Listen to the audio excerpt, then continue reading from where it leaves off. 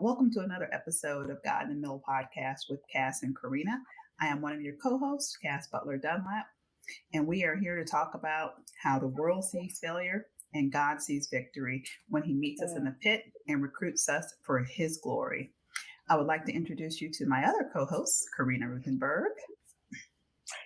Hi, good afternoon. We're so thrilled to be here with you today, and I'm really thrilled to introduce to you a friend of mine. I'm just going to give a little background about this young lady that I met, I think going on 2 years ago. Maybe, yeah. Yeah. So my husband and I like the restaurant IHOP, International House of Prayer, or House of Pancakes. And we were there in Raytown, and this young lady started to serve us, and she was the most bubbly, vibrant, helpful, wonderful server I had ever had. And I noticed her tattoos, and I asked what they meant to her. And she sat down across the table from us and proceeded to tell us her story. And let me tell you, she's got a story. And so we are just thrilled to have her here today to share her story and what God has done in her life. So please welcome Brittney Daniels today. Thank you, Brittney, so much for coming and joining us today. Thank you for having me. It's great. I'm happy to be here. Absolutely. So I want to kind of just set the stage and have you share a little bit about your background, how you were raised, brought up, and kind of the journey that you were on until you became an adult. Okay. Well, my name is Brittney Daniels, and my story starts with my mom and my dad. They were married when I was very young, and then by the time I was 6 months old, my dad had left, and I pretty much grew up with my mom by myself. And around as far back as I can remember, my mom's always been into drugs. She did crack my whole entire life until I was older. But it really got really heavy when my grandmother died when I was 8, and she was like the biggest support system we had. And when her mom passed away, I feel like my mom's addiction kind of really spiraled out of control. By the time I was age 15, I had used drugs for the first time with my mom. I had actually did crack with my mom, kind of like a peer pressure situation. And that's kind of where my addiction began. I didn't use crack for very long. That's kind of how it started with me getting into drugs. By the time I was 19, I had met my kids' dad and got prescribed pain pills. And that was the first time that I found something that I really liked. I really liked the way pain pills had made me feel. And it kind of just progressively got heavier. I had multiple children. And at one point, our addiction went from pain pills to heroin because we couldn't find pain pills, or we ripped all our dealers off, or whatever the case was. And we started using heroin. I only used it for like about 8 months to a year, but it was really bad to the point where when I cold turkey quit using, I lost about 60 pounds in 3 days and almost died from a boil on my neck. And it was just really, really bad. I got really sick, and I got told that if I wanted to feel better off heroin, the only way I could do that is if I did meth, because meth would make me feel normal, and I would do like anything to feel normal at that time. And so I started using meth. I didn't really care for it, but it did what I needed it to do. So Brittney, if I could interrupt just real quickly. By this time, how many children did you have? I had already had 3. Okay. 3. And typically, where were you living? For the first couple of years, we weren't like really bad into addiction. We were more functioning addicts. So we had our apartment, and we both had jobs and stuff. It was towards like the last, 2 or 3 years of our 9-year relationship. We started staying in hotel rooms, and we never lived on the street. It was usually hotel rooms or friends' houses or things like that. Okay. So how old were your kids then when you reached the point where things were really bad? Amelia was 7, Landon was 4, and Leland was 1. And so at this point in your life, you feel pretty alone? Oh yeah, I was alone, and then my kids' dad wouldn't allow me to like talk to anybody, wouldn't really allow me to have a relationship with my mom. Like the drugs made him like super crazy, he was really controlling and abusive mentally and physically by that point. And it got to the point where like I had nobody, like I pretty much was alone. And he had called my probation officer at the time about 30 times in one night and threatened to kill me and the kids. So DFS showed up, my mom showed up, and the Green Valley Police Department to extract us from his care. And once we had left, not even a month later, my daughter missed 21 days of school because every time we'd move somewhere, he would find us. And it triggered DFS to come take my kids for loss of stability. So that was when I lost my oldest 3. So, Brittney, may I ask? Oh, I'm sorry. Go ahead, Karina. No, go ahead, Cass. Go ahead. I want to take just a step back a bit. May I ask, when you grew up, did you have any spirituality or even like religion in your home? Like, was your grandmother a person that talked to you about God, or your mother, even in her, addiction? Is that anything that she ever talked to you about or spoke with you about, or prayer? My mom would go to church here and there. I remember just like family, but she never talked about Jesus, never talked about God. It was never in our home, put it that way. I did go to church a lot with my grandmother or my aunt and uncle more, and they talked about Jesus in their home, though. They talked about God, like they weren't just going to church, like they loved the Lord and they let it be known, And so I did grow up with it in that aspect, but I wasn't always with them. So I didn't always have it. It was only here and there, and then my grandma, I'd go a little bit too as a child, but I don't remember much of it, but I do remember. So somewhere buried in your mind, you at least had an understanding of who God is and who Jesus is. Yeah, but I had a really negative stance on God. I thought, if there's a God, why does God put me through all this? Like, I really hated what I thought what God was. And that's the God honest truth, until I literally learned as a Christian, 4 years, almost 5 years ago, that, God's not out to hurt me. God put these people in place to protect me. These people failed. You know what I mean? Like, and that was like the hardest thing to understand my whole life, because I just thought, this God, this heavenly person that just loves you so much, he's putting me as a child, 8 years, 9 years old, 10 years old, through some of the worst things that some adults don't go through, but I was going through it as a child, and I didn't understand why he let it happen to me. I didn't understand. I think that's what pushed me so far away from God as a child, is because that's what I thought. Like, even though I knew who he was and went to church, I didn't want to be part of it. I'm like, why would I want this in my life? Why would I want this person, or this, what I understood as a child, to put me in this situation? So absolutely. I've said this so many times, but I think that's sometimes where churches or ministries fail, is they don't talk about the totality, the fullness of God. They only tend to focus on the good, and that sets us up for failure. There's this verse in the Bible, and I'm going to misquote it, but it's basically saying, after we have suffered a while, he will come and restore you and make you strong and steadfast. And I'm just hearing that as you share your story. And we do suffer. we do suffer. We live in a sinful world, so it's par for the course. But I think when we have that foundation, we learn how to endure and tap into our faith a bit more. But I will let you continue, or Karina, ask the next question if you'd like. Yeah, so we know from when I met you, Brittney, that God did show up in your life. So how did he show up, and when did he show up that you really recognized him? Well, I didn't understand immediately that it was God. I just kind of like the first really like the showing of like, I really was like, oh, what is going on? Because I was, after my kids just got taken, I got pregnant with my 4th child. And in that time period, I had actually relapsed. I was with another very abusive man. It wasn't with my 3 oldest. It was a different man with this one. And he was trying to force me to have an abortion. And I just felt like, I don't know, like I said, I didn't know it at the time, but I just kept having something in my head, like, Brittney, you're not going to give this baby up for, abortion, even adoption. Like, this child's meant to be in your life. Like, things are, and I just like literally just had my head telling me this, but it was like, it was just so much good coming from it. And so I decided, I made the decision not to give up my baby, even though I knew if I had him, he was going to be taken because my other 3 were already in the system. But I literally was like, it came to me when I went to Hope City. Like I went to Hope City, and not even, I guess, a month of being there, I asked,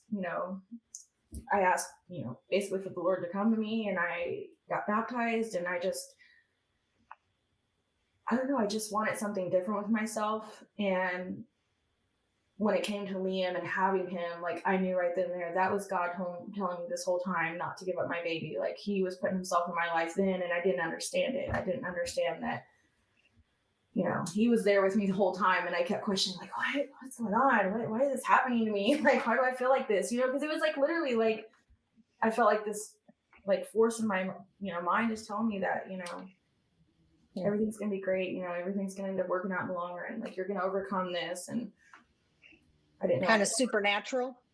It was just, it made me feel good. Like it wasn't like something like I felt like evil. Like I felt like, I don't know, I felt whole again. I started feeling whole. Like, even not realizing it, I was feeling whole again because of it. That's awesome. Yeah. I'm curious to know, Brittney, like when you finally accepted that change needed to occur in your life, like something different needs to happen, what role did prayer play? Well, at Hope City, we do 12 hours of prayer and worship a day. Okay, so let me tell you, I prayed a lot. And, at one point in my case, I didn't think my goal got changed to adoption. Like I thought I was losing my kids for good. And so I got told that I was probably going to get Liam back, but my other 3 were going to be adopted out, my oldest 3. And it was just like, sorry, repeat the question. I just went blank. Just, you accepted that this change needed to happen, like you needed to let go of the past, the traumas, the addictions, all of that. The role that prayer played. Okay, yeah. So I was praying. Sorry, that's where I was. I just lost my thought. Sorry. Right. It's been a long day.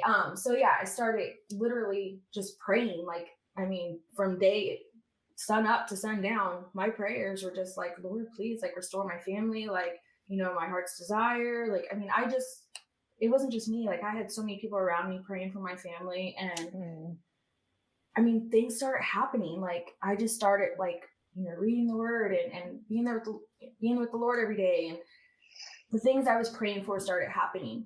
Like I would pray about certain visits to happen. My visits would happen. Like I started praying that, this would happen in my case, and it started happening, but I was also, I feel like doing the right thing. And then the Lord was blessing me. You know what I mean? It wasn't like I was just like, oh, let me still live wrong and he's going to do all these good things. No, I started doing what I was supposed to do and, serving him. And then my family and things started coming together, and all my prayers literally just started answering one after another. Like it was amazing. So how long were you at Hope City? I did 2 tracks, which is 6 months. I was only required by the state to do a 21-day inpatient, but I felt like 21 days, what is that going to do for me? Like I've been an addict since I was 15. I didn't feel like 21 days was going to do anything for me. And that's kind of where my case kind of went south, was in the fact that they were wanting to push to adopt, but I was like, I just need a little more time. Like y'all want me to like live my life and get on my feet and come out of here. Like I'm not gonna be able to do that in 21 days. Like I need time to fix myself. I need time to heal. Like I have a lot of brokenness that I need to mend before I can bring my children into my life and think I'm going to be healthy for them.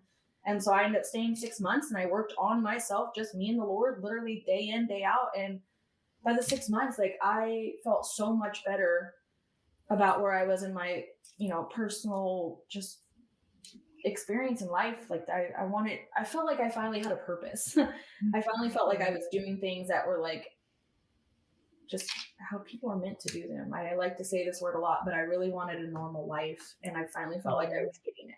I can't use the word normal enough, but like, I don't know, I guess growing up playing with Barbie dolls and watching movies, you see these normal lives, and I'm like, I just want that. I want that. And I finally started feeling like I was getting all these things, and it was just, it was amazing. 2 things came to mind when you were talking, Brittney, and one was the verse that God responds to a broken heart and a contrite spirit. So like, that changed, sorrowful spirit. And I feel like that's right where he met you. And then the James verse, basically resist the devil and he will flee. And I feel like you were adamantly, consistently, and authentically trying to do those things, but then didn't forget why you had the type of recovery and redemption that you've had.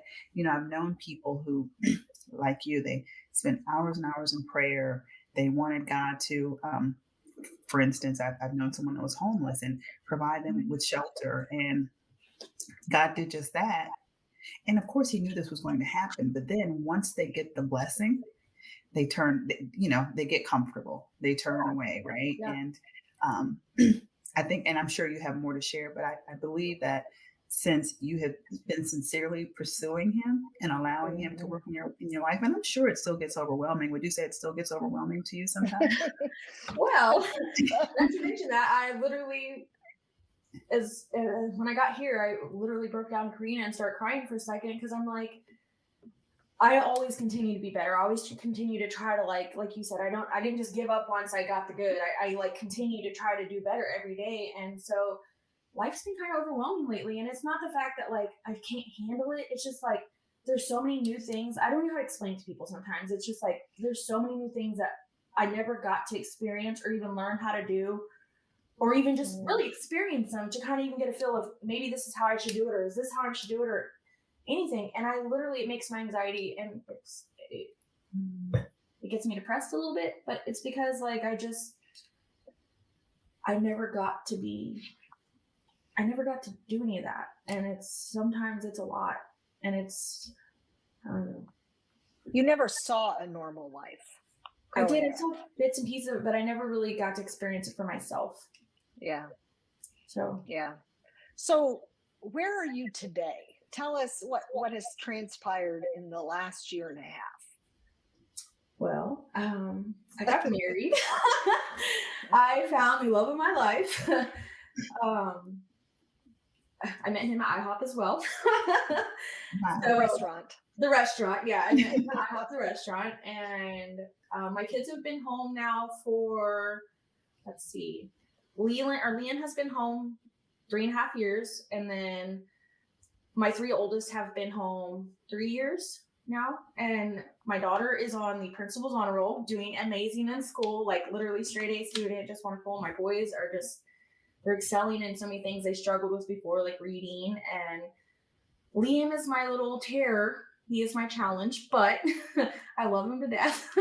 He's his own little self. He's Mr. Personality, and he runs stuff sometimes. But I mean, life is good, and I got to share my story at the Jackson County Casa Light of Hope Breakfast event, which was amazing because I did it the reason I wanted to do it. Of course, they're like, I want you to share your story, show where you came from and show how people can come out of it. But like, I want it to be that inspiration or hope for other people that were going through what I've been through, and see that there is another side. Like, people that could have the worst of the worst can come out and do good things. You know what I mean? And it was one of probably the greatest experiences I've ever done, with something like that. And it just meant a lot. And then also, I mean, I love my job. I just got a second job, but hey, it's okay. It's things I love doing. I love serving. And so that's my way of connecting with people. And what else has happened new in my life last year?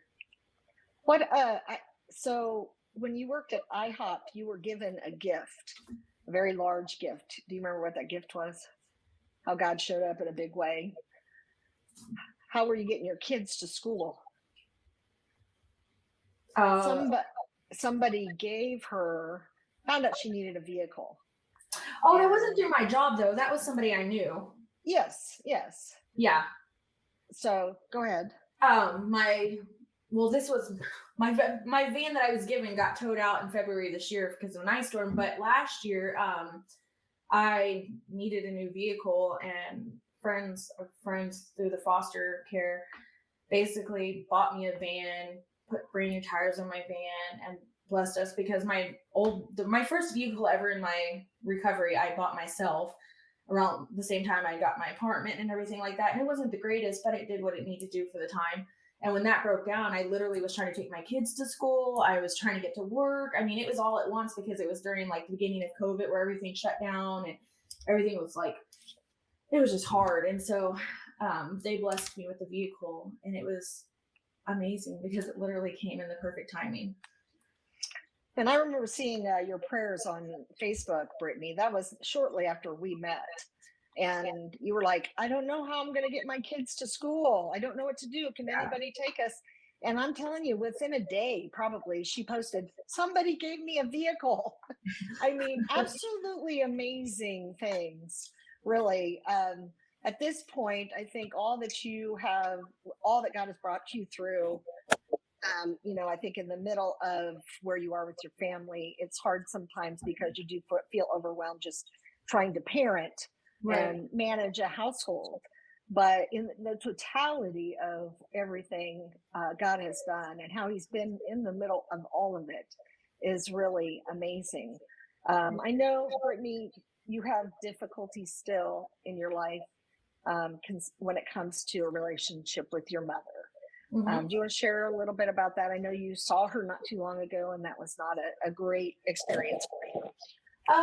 Well, my mom and I have always been really close, and as an adult, I've always just, I don't know, I wanted her to go down the right path, and she was going down it for a while, but a couple years, well, it'll be 3 years in August, she had a stroke, and like a month later broke her hip. Come to find out, it was because she relapsed, and she has been just progressively in the last 3 years gotten worse and worse to the point where she was homeless again. And she, I mean, she comes in and out of my life. There was a point where I wanted to invite her to my wedding, and she ended up beating the crap out of me in my car the day I went to ask her and take her to lunch. That should have been my point to stay away, but I didn't do that. I continue to always check on her. I like to call her every couple of weeks if I haven't heard from her, and I like to make sure she's alive. And this last time I didn't hear from her. I usually just show up just to see if she's okay. And when I showed up, she was getting high and asked me if I wanted to do it. And I was just like, what? And I think that's what I needed though, because I've literally, and Karina can vouch for this, I've literally like prayed so many different things about like if, at one point I was praying to take her, like, please put her out of her misery, just like put her in a better place with you. You know what I mean? And as sad as that sounds to want the Lord to take my mom, but like, I feel like she would be with her mom. She would be happy. She'd be with her father. You know what I mean? Like she would be in the greatest place ever. But there's other times I pray and I pray for her just maybe to make it out, maybe come out of the darkness, like just come back to the light. Cause I know you've experienced it. Like I know you loved it when you had it. Like, why did you have to go back? And I just don't understand it. I'm very torn about what to do. But honestly, since our last encounter with each other, I think that was what I needed, because I kept praying for, Lord, like either shut the door, like, so I don't have to keep worrying. Cause my problem is I'll worry. Like I'll always want to go back. No matter if I try to just grieve her now, like I can't grieve her because she's still there. And I don't know, when that happened, it was like, I needed that, because anytime I see somebody using or anything like that, like it's my like, oh, I'm cutting you off type thing. Like I'll love you from a distance, but I'm really not going to involve myself at all with you. And when she put it in my face, I feel like that was my easy way of being like, okay, like this is it. I don't have to be around you. Like I don't want to be around you because this is what you're going to bring me. And I don't have to do that. And it was almost like a slap in my face with her doing it to me. And it made it even easier for me just to like get away from her. So what Brittney is referring to, one day, a couple of weeks ago, she sent me a picture. This is what I did today. And it was a picture of her mom. No, should I say what I didn't do? No, it was a picture of your mom. Oh, I know. Oh, okay. You were visiting your mom. Oh, okay, yeah. She lit a crack pipe in front of Brittney. A meth pipe. A meth pipe. And that, I mean, for an addict is a very difficult thing. But what an amazing testimony that you were able to get up and walk out of there and say no. I literally made a pretend. I went to my phone and I didn't want to be rude, but I like wanted to leave immediately. So I went to my phone and went to my settings and made my phone ring with my ringtone, just so I can answer the phone and be like, "Hey, honey, I know I'm coming to pick you up now. I'm on the way." Just so I could leave, but like I wanted to leave so bad, like because I mean it could have took me the one time I relapsed when I was pregnant with Liam, like the only time I've really done any hardcore drugs with my kids, was when I was pregnant with Liam, and I went around her. She already knew I got my other 3 kids taken like 2 months before this, and then puts meth in front of me and says, "Here, do it." And that's when I relapsed. And then I mean it was just, she doesn't care. She doesn't care about me. So I think it's incredible. Like the more you speak, the more like I'm really in awe of where you are today. And it just reminds me how the enemy will use those closest to us to bring us right back in. Just get the door open just a little bit. Oh yeah. To ensnare you. And it's just, what's so incredible to me is like there's so many statistics on like the cons side when it comes to addiction. in recovery. Like, the numbers are high. It's alarming of those who, it's whether it's death or like whatever it is, like all the bad things happening, but you're a statistic on the pro side. And that's got to feel amazing, even though you're being tested. Even though you're being tested, I believe it's got to feel so amazing to you, because we know healing, and this is healing. It's not linear. It's like this, and you just don't know the things that are going to trigger you. And so I just want to applaud you for staying the course and staying faithful. And it's just, I think you're honoring God even more by resisting those things and respecting the gift that He gave you. Right. I appreciate that. Yeah. I agree too. Like I said, there's days that are hard, but like I literally, and I'm not gonna say I'm perfect. My relationship with Jesus isn't perfect, because I'm still growing as a Christian. Like I'm still learning to, I still feel like I'm learning to pray better. You know what I mean? Like, I know it sounds silly, but like I'm new in it, but I want so much more of it. Like I want to be in this place where I can turn to Him anytime. Like, because there's still times I try to just handle it myself, and I end up going, can't do this by myself. I need Him. You know what I mean? So like, I know that, but I'm still learning. And another thing that I love is that my husband is learning with me. Like we both are, new Christians, and we both, we like to read the Bible together now. We pray together. Like my husband will pray with me before I even start praying with him. And I never thought that kind of thing would happen in my marriage or my life. And it's beautiful to me, because I love even watching him grow and him love the Lord, and then we love it together. And I'm trying to even get my kids to understand, because my daughter's like, I believe in Jesus, but then sometimes she really doesn't, because she doesn't know. And I'm like, I want my kids to know who He is. I want my kids to know what He did for them as well. You know what I mean? And so that's something like I'm always also looking to just grow with and be better with, and just. It's still abstract for them, right? They can't see Him, touch Him. Yeah. Might hear His voice, but not understand that, So yeah, like I didn't know what it was. Like I said, I had this voice in my head that like, and I know now, like it was Jesus. Like He was talking to me. You know what I mean? Like, so.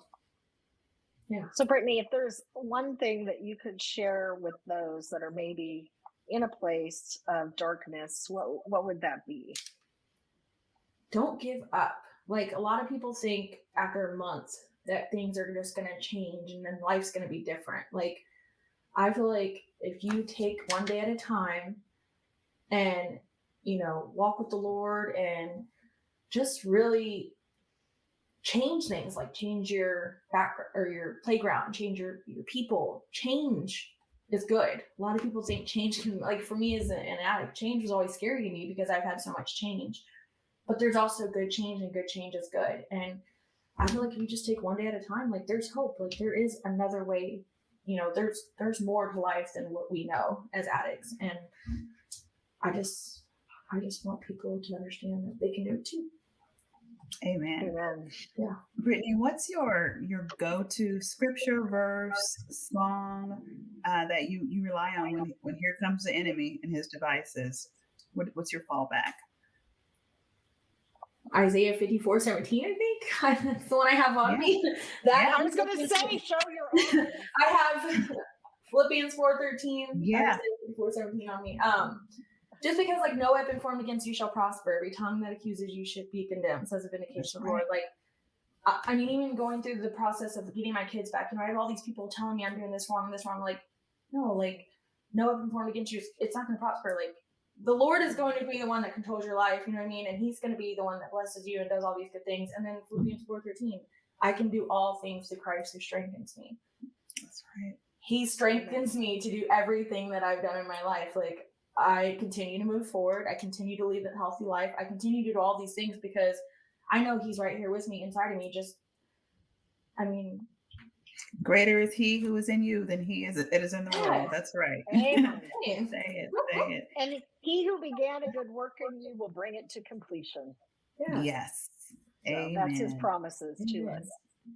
Yeah. It's been just amazing getting to hear your story from the pit to the valley. Like it's just so amazing, Brittney. And we appreciate you being just transparent and open, right? Because I know it's going to help someone else. Right. Yeah. Yeah. So here goes. That's why He gives us a testimony. That's right. Yeah. That's right. So we appreciate that. And Thank you for having me. we'd love to have you back anytime again.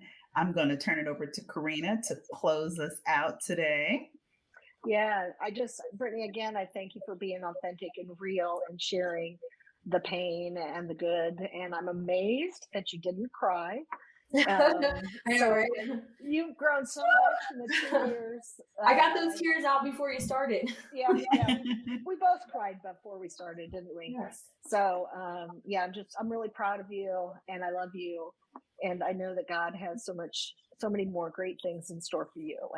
And for those of you that have joined us today, I want you to just reach out to God, because He is there. You know, we don't walk away from, or God doesn't walk away from us. We walk away from Him, and He is there chasing us down. He wants to bring us out of that pit, out of the darkness, into the glorious light. So I just encourage you to find somebody to pray with you. Reach out to us. We'll be happy to do that, and just have a glorious day. Fantastic. Until next time. All right. Thank you. Thank you.